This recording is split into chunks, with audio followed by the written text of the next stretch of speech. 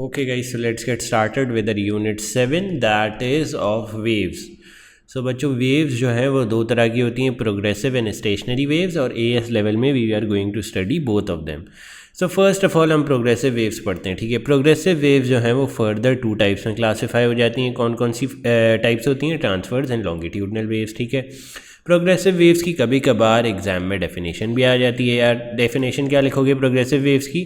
Progressive waves are those waves which move. First of all क्या होगा? Move का point आएगा and they transfer energy. Progressive wave की एक खास बात है कि they transfer energy but they don't transfer matter. ठीक है, डू रिमेंबर दिस. चलो अब प्रोग्रेसिव वेव की डेफिनेशन आ गई तो पहले प्रोग्रेसिव वेव की फर्स्ट टाइप पढ़ लेते हैं. फर्स्ट टाइप क्या है प्रोग्रेसिव वेव की? Transverse wave. तो ट्रांसवर्स वेव क्या होती हैं बच्चों? Transverse waves are those wave in which the direction of disturbance is perpendicular to the direction in which the wave travels. इसका मीनिंग क्या हुआ?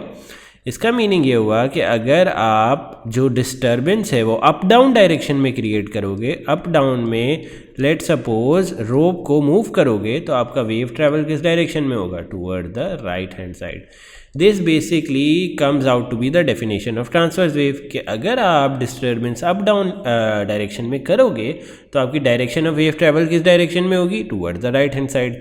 Hence we use this definition for transverse wave के transverse waves are those wave in which the direction of disturbance is perpendicular to the direction in which the wave travel. Simple. ठीक है, अब longitudinal waves पे आ जाओ. अच्छा पहले examples देख लेते हैं हम ट्रांसवर्स वेव की कौन कौन सी हैं. Waves on ropes, water waves and electromagnetic waves. ठीक है, ये तीन टाइप की एग्जांपल्स हैं that you must remember. These are your must learn things. ठीक है, ये आपको याद होनी चाहिए कि these are three types of transverse waves example that usually come in AS physics. ठीक है, अच्छा अब ग्राफ फॉर वेव्स में दो तीन चीज़ें समझनी होती हैं. ठीक है, अच्छा first of all graph for waves समझने से पहले you must know that waves के लिए दो तरह के ग्राफ्स होते हैं. एक डिस्प्लेसमेंट टाइम ग्राफ्स होते हैं, एक डिस्प्लेसमेंट डिस्टेंस ग्राफ्स होते हैं. ठीक है, टू टाइप्स के ग्राफ्स होते हैं.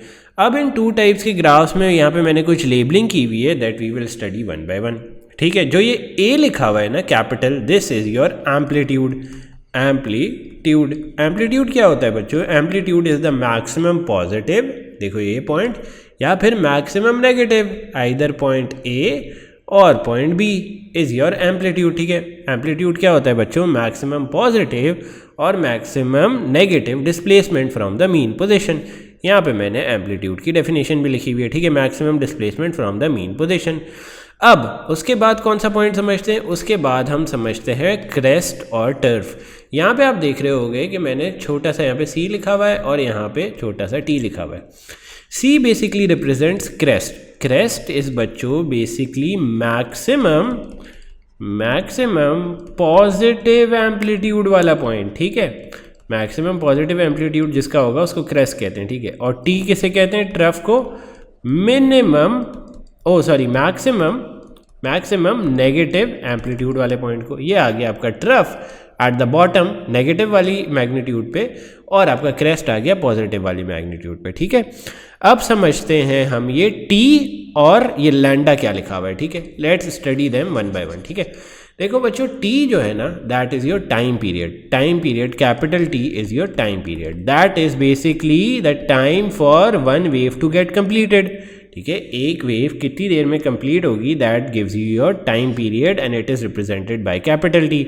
अब ये किस किस के बीच का टाइम हो सकता है? ये हो सकता है crest to crest, trough to trough. ठीक है, ये देखो टी से टी, सी से सी, या फिर एक पूरी वेव जो कि पॉइंट सपोज करो 1 से शुरू हो रही है एंड हो रही है पॉइंट 2 पे, या तो इन दोनों के बीच का time will be your time period. ठीक है, और एक और बात ये याद रखनी है कि टाइम पीरियड हमेशा डिस्प्लेसमेंट टाइम ग्राफ पे आता है. ठीक है, now let's move on to the second type of graph यार, डिस्प्लेसमेंट डिस्टेंस ग्राफ. अब डिस्प्लेसमेंट डिस्टेंस ग्राफ में सी हमने पढ़ लिया, टी हमने पढ़ लिया अभी ऊपर ही, ए भी पढ़ लिया, सिर्फ रह क्या चीज़ गई? Lambda. Lambda is basically wavelength. Wavelength क्या होती है बच्चों? The distance covered by one wave. और ये किससे रिप्रेजेंट होता है? क्रेस्ट टू क्रेस्ट या टर्फ टू टर्फ, या फिर the distance for one wave that is the point from 1 to 2. और हमेशा ये बात याद रखो कि वेवलेंथ हमेशा डिस्प्लेसमेंट डिस्टेंस के ग्राफ पे निकलती है और टाइम पीरियड किस पे निकलता है, डिस्प्लेसमेंट टाइम के ग्राफ पे। ओके, यहाँ पे मैंने सारी डेफिनेशंस भी गिवन दी हुई हैं, you can go through it for once. ठीक है, एक और बात ये याद रखो कि अगर आपने टाइम पीरियड निकाल लिया, you can divide it by 1 to get the frequency, और फ्रीक्वेंसी के यूनिट्स क्या होते हैं, हर्ट्ज। ठीक है, now let's move on to a common formula that is use to calculate the speed of waves. Speed of waves के लिए क्या फार्मूला यूज होता है बच्चों, v is equals to F lambda, जिसमें v क्या होती है, स्पीड ऑफ वेव्स। ठीक है, f क्या होती है, फ्रीक्वेंसी, y क्या होता है, लैंडा क्या होता है, वेवलेंथ। ठीक है, यूनिट्स भी इसके गिवन है, स्पीड किस में होगी, मीटर्स पर सेकंड में, फ्रीक्वेंसी किस में होगी, हर्ट्ज में, वेवलेंथ होगी या मीटर्स या सेंटीमीटर्स में। ठीक है, now let's move on to our next topic that is path difference और फेज डिफरेंस में क्या फ़र्क है। ठीक है, जब भी कोई भी दो पॉइंट्स आप लोगे ना वेव पे, let suppose A and B, और इन दोनों के बीच का difference in terms of wavelength लिखोगे ना, इन टर्म्स ऑफ वेवलेंथ लिखोगे तो that will be termed as path difference. ठीक है, ए और बी के बीच का जो पाथ डिफरेंस है that can be said to be 1 lambda. ठीक है, ए और सी के बीच का जो डिफरेंस है that can be said to be half lambda, half wavelength. ठीक है, सी एंड डी के बीच का difference can be said to be what, 2 lambda. 2 lambda क्यों, कि यहाँ से लेकर क्रेस्ट से लेकर क्रेस्ट तक, टर्फ से लेकर टर्फ तक दिस इज 1 लैंडा, एंड फिर वापस टर्फ से लेकर टर्फ तक this becomes N other lambda. तो सी से लेकर डी तक इट विल बी 2 लैंडा। ठीक है, ए से लेकर बी तक क्या होगा भाई, 1 लैंडा होगा, क्योंकि क्रेस्ट से लेकर क्रेस्ट से जा रहे हैं हम। ठीक है, क्रेस्ट से क्रेस्ट जा रहे हो तो 1 लैंडा होगा। ए से सी क्या होगा भाई, क्रेस्ट से टर्फ जा रहे हो तो हाफ लैंडा होगा। ठीक है, सिंपल ये लॉजिक है। ठीक है, अब फेज डिफरेंस क्या होता है, अगर कोई भी दो पॉइंट्स वेव पे कोई भी दो पॉइंट्स अगर पाई या डिग्रीज के रेफरेंस में या फिर डिग्रीज की टर्म्स में उनके बीच का डिफरेंस बताया जा रहा है तो that is term is phase difference. वापस सुन लो, फेज डिफरेंस क्या है, फेज डिफरेंस इज बेसिकली वो चीज़ जब दो पॉइंट्स के बीच का difference is being told in terms of pies और डिग्रीज या रेडियंस। ठीक है, वापस क्या होता है phase difference, phase difference is that जब आप दो पॉइंट्स ऑन अ वेव के बीच का डिफरेंस डिग्रीज या रेडियंस में बताते हो। अब ए और बी के बीच का डिफरेंस क्या है in terms of radians, it is 2 pi. A और C that is crest and trough के बीच का डिफरेंस क्या है इन टर्म्स ऑफ पाई, 1 पाई। और सी और डी के बीच का डिफरेंस क्या है in terms of pi, 4 pi. Okay, is it clear. ठीक है, अब ये जर्नल रिप्रेजेंटेशन है कि 1 lambda is equal to 2 pi. This is also evident from these values. A से बी का डिफरेंस क्या है, 2 पाई, और ए से बीच का पार्ट डिफरेंस क्या था, 1 लैंडा। सी से डी का डिफरेंस क्या है इन टर्म्स ऑफ पाई, 4 पाई। सी से डी के बीच का difference in term of part difference क्या था, 2 लैंडा। तो हमें क्या पता चल रहा है कि 1 लैंडा इज इक्वल टू 2 पाई। ठीक है, दिस इज इंपॉर्टेंट। अब आ जाओ इन फेज पॉइंट्स पे। In phase points are basically those points on a wave profile that behave in an exactly same manner. ठीक है, here I have marked some in phase point. Let's suppose this is A and this is B. These are 2 points that will be in phase. ठीक है, let's suppose this is C and this is D. C and D are said to be in phase with each other as well, क्योंकि ये दोनों identical way में behave करेंगे। Okay, now in phase points के लिए याद रखो, in phase points are those points जिनके बीच का पार्ट डिफरेंस क्या होता है, 1 lambda, 2 lambda, 3 lambda, 4 lambda, 5 lambda, और फेज डिफरेंस क्या होता है, 2 पाई, 4 पाई, 6 पाई, 8 पाई, 10 पाई। इस तरह आप सिर्फ ये याद रख लो कि जब भी दो पॉइंट्स इन फेज होंगे तो उनके बीच का पार्ट डिफरेंस किस लैंडा में होगा, n lambda, and n can be any whole number from 0 to 1 2 3 infinity तक कोई भी होल नंबर हो सकता है। If the path difference between 2 points is n lambda and n can be any number between 0 to infinity, then the points are said to be in phase. ठीक है, अब बच्चों आ जाओ आउट ऑफ फेज पॉइंट्स पे। Out of phase points क्या होते हैं, जिनकी मूवमेंट जो है एग्जैक्टली ऑपोजिट होती है ऑन अ वेव प्रोफाइल। एक अगर नीचे मूव कर रहा है तो दूसरा ऊपर मूव कर रहा है। इसकी प्राइम एग्जांपल है when a crust is compared with a turf. ठीक है, और आउट ऑफ फेज पॉइंट्स के लिए पार्ट डिफरेंस क्या होता है 1/2 लैंडा, 3/2 लैंडा, 5/2 लैंडा, 7/2 लैंडा। और फेज डिफरेंस क्या होता है pi, 3 pi, 5 pi and 7 pi etcetera etcetera. ठीक है, how do we utilize these values, this is an important सवाल, क्योंकि एग्जाम में ये वाली वैल्यूज़ किस तरह यूटिलाइज करोगे। चलो let suppose you have a speed of the wave है 640 मीटर्स पर सेकेंड और फ्रीक्वेंसी ऑफ वेव क्या है 800 हर्ट्ज। तो इससे वेवलेंथ क्या निकाल लोगे 0.8 मीटर्स। किस तरह निकालोगे v is equals to F lambda से, इसमें लैंडा को सब्जेक्ट बनाओगे, v डिवाइडेड बाय एफ करोगे तो वेवलेंथ आ जाएगी। ठीक है, अब हमें पता है कि 2 पॉइंट्स, ये देखो ये सवाल पढ़ो, 2 points on the wave are 0.4 metre apart. अब हमें पता है कि वेवलेंथ 0.8 है, तो 0.4 मीटर क्या होगी हाफ वेवलेंथ अपार्ट। और हाफ वेवलेंथ अपार्ट का मतलब क्या है कि those points are out of phase with each other. ठीक है, क्योंकि पार्ट डिफरेंस हमने पढ़ा था ना, अगर हाफ लैंडा हो, 3/2 हो, 5/2 हो, 7/2 हो, तो the points are out of phase with each other. और इसको फेज डिफरेंस के फॉर्म में भी देख लो, अगर phase difference path difference half lambda है तो फेज डिफरेंस क्या हो जाएगा पाई, और पाई जब होता है फेज डिफरेंस तो points are out of phase with each other.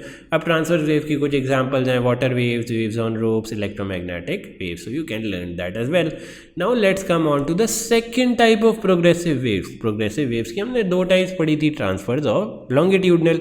Longitudinal waves का क्या होता है, लॉन्गिट्यूडनल वेव्स में डायरेक्शन ऑफ डिस्टर्बेंस, मतलब अगर लेफ्ट राइट डिस्टर्बेंस करोगे ना तो वेव भी राइट पे ही ट्रैवल करेगी। तो इसका मतलब क्या होगा, मीनिंग क्या हो जाएगा, the direction of disturbance is parallel to the direction in which the wave travel. सही है, इसकी एग्जाम्पल क्या है, waves on springs and sound waves. ठीक है, अब जिस तरह ट्रांसवर्स वेव में ट्रफ्स और क्रेस्ट होते थे, उसी तरह लॉन्गिट्यूडनल वेव्स में क्या होते हैं compression and rarefactions. Compressions are areas for maximum pressure and rarefactions are areas for minimum pressure. Simple सी बात है। ठीक है, हेयर मैंने 2 एग्जांपल्स दी हुई हैं, एक वेव्स ऑन स्प्रिंग्स के लिए, एक साउंड वेव्स की एग्जांपल है।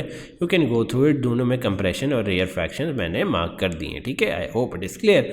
Now how do we find the wavelength for a longitudinal wave, किस तरह फाइंड करेंगे wavelength for a longitudinal wave. Simple है, wavelength for longitudinal wave can be found by taking the distance between any 2 consecutive rarefactions और compressions. ठीक है, wavelength किस तरह find कर सकते हैं for longitudinal waves by taking the distance between any successive, इस कंप्रेशन और इस कंप्रेशन के बीच का डिस्टेंस ले लो, that would be your wavelength, या इस रेयर फ्रैक्शन और इस रेयर फ्रैक्शन के बीच का डिस्टेंस ले लो, that would be your wavelength. Now let's move to a new topic that is CRO। CRO किस तरह यूज होता है यार वेव्स में, वो भी देख लेते हैं। ठीक है, देखो बच्चों CRO पे ना 2 सेटिंग्स होती हैं, एक X gain and Y gain. जो वाई गेन होती है ना, दैट डिटरमाइंस के वाई एक्सिस पे क्या स्केल है। वाई गेन बेसिकली डिटरमाइंस के वाई एक्सिस पे 1 बॉक्स क्या रिप्रेजेंट करेगा। ठीक है, और एक्स एक्सिस का जो मीटर होता है उसको हम कभी कभार टाइम बेस्ड सप्लाई भी कहते हैं, दैट रिप्रेजेंट्स एक्स एक्सिस पे एक बॉक्स कितनी चीज़ रिप्रेजेंट करेगा। लेट से एक्स एक्सिस पे मैंने ये कह दिया कि 1 सेंटीमीटर या 1 division represents what, represents let say 4 milliseconds. ठीक है, और अगर मुझे पता है कि ये वेव कितने में कंप्लीट हो रही है 1 2 3 4 एंड 5 बॉक्सेस में, तो 5 बॉक्सेस के लिए ये मिली सेकेंड कितने हो जाएंगे 20 milliseconds, and this will be my time period. क्योंकि टाइम पीरियड क्या होता था, time for 1 wave to complete, और ये 1 वेव क्या है, ये यहाँ पे 5 बॉक्सेस में ख़त्म हो रही है।